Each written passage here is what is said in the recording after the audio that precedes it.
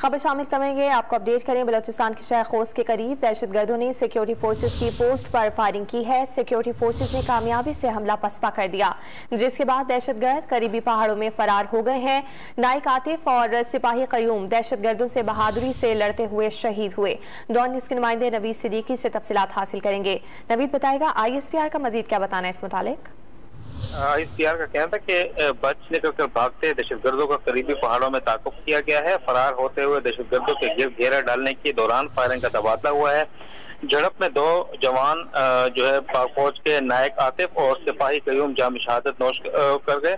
दहशतगर्दों का मुकाबला करते हुए सख्त नुकसान पहुंचाने और पहुंचाया गया है और इसके दौरान झड़प के दौरान मेजर उमर भी जख्मी हो गए हैं। वतन को ISPR का कहना है कि वतन के 75वें यौम आजादी के मौके पर सिक्योरिटी फोर्सेज बाकी कौम के शाना बशाना खड़ी है। सिक्योरिटी फोर्सेज बलूचिस्तान के अमन इस्तेहकाम और तरक्की को नुकसान पहुंचाने की कोशिशों को नाकाम बनाने के लिए पूरी तरह पुरअज़्म है। बहुत शुक्रिया नवीद सिद्दीकी, आपने आगाह किया।